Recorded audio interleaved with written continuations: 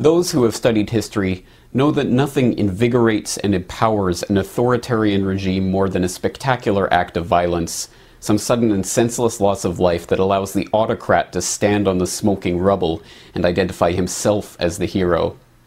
It's at moments like this that the public, still in shock from the horror of the tragedy that has just unfolded before them, can be led into the most ruthless despotism. Despotism that now bears the mantle of security. Acts of terror and violence never benefit the average man or woman. They only ever benefit those in positions of power. This is why Nero fiddled while Rome burned. It gave him a chance to throw out the Christians to the lions and rebuild the capital of the Roman Empire in his own image. This is why Hearst and the warmongers of the emerging American Empire were delighted by the destruction of the USS Maine in Havana Harbor in 1898. It gave them the excuse they needed to rouse the public into supporting the Spanish-American War. This is why Israel attacked the USS Liberty in 1967 during the Six-Day War, strafing and torpedoing it relentlessly for hours in a vain attempt to send it to the bottom. The Israelis believed that the loss of the Liberty could be blamed on Egypt and draw the Americans into war. This is why there are hundreds of documented examples of government staging attacks in order to blame them on their political enemies.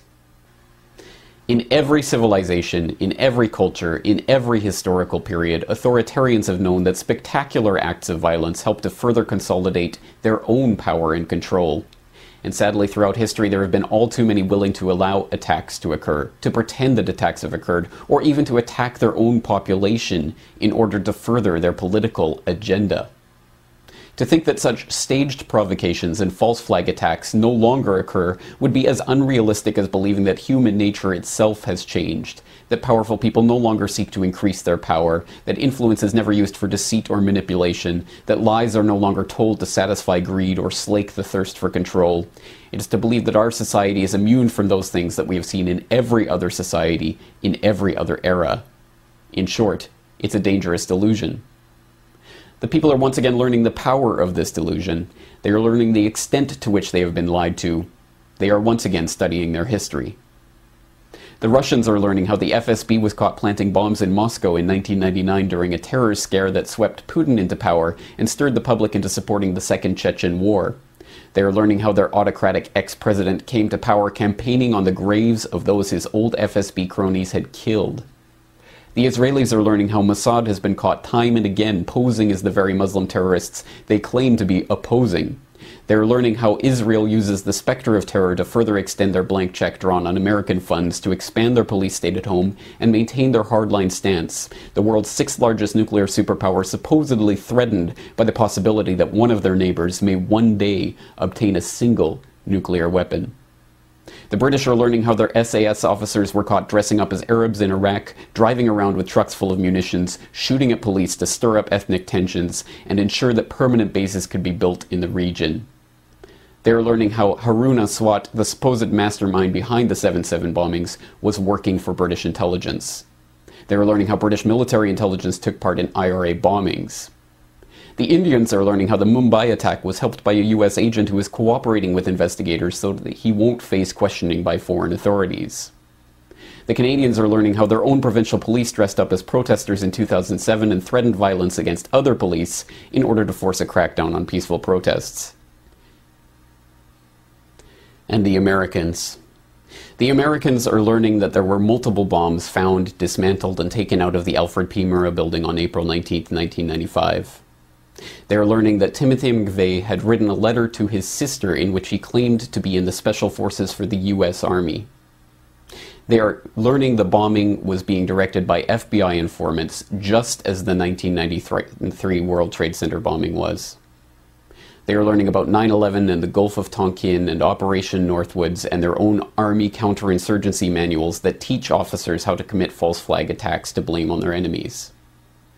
In short, the people are learning the truth. And now we see the same build-up to a false flag event taking place that we saw in 1995. At that time, the US had a corporate media desperate to fling mud at anyone concerned by the actions of their government, and it had a government that was desperately unpopular. Today, we see the exact same factors at play. If anything, the situation today is worse than it was in the run-up to the Oklahoma City bombing, with media consolidation meaning that groups of concerned citizens like the Oath Keepers are being attacked by the controlled minions on both the left and the right. And now it is not just the militia that is being demonized by the establishment. It is veterans and gun owners, third-party supporters and libertarians, anti-war protesters and human rights campaigners, people who are upset with a government giving trillions to the banks that have engineered our current financial crisis. In short, everyone is now a potential terrorist according to the governmental and media agencies that deign to limit our range of acceptable opinion and control dissent. Even the word terrorist means something more than it did back in 1995, now after the false flag attack of 2001 allowed the passage of the Patriot Act, after the boogeyman of Al-Qaeda gave the NSA the opportunity to announce that they were collecting everyone's emails and everyone's telephone calls, after the former White House press secretary came out and admitted that the Bush administration had made up terror threats in order to scare the people into supporting the government, now we know what the real definition of terrorism is. It is governments scaring their own populations into line. But there is something else that's different now from what it was in 1995. The people are learning something else about terrorism. They are not terrorists for speaking out against their government. They are not terrorists for wanting the government to stop selling their children into servitude to pay bankers their bonuses. They are not terrorists for pointing out that the FBI and the CIA and Mossad and MI6 are behind every major international terrorist event. The people are not terrorists because they do not want to see more death. They do not want more destruction. The spilling of the blood of their fellow citizens is not in their interests.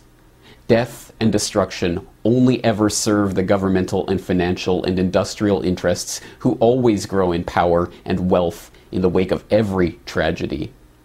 Time and again, the people pay with their lives, and the governments and the banks and the war machine only grows and prospers. The people do not want terrorism because it does not benefit them. It only benefits the existing power structure.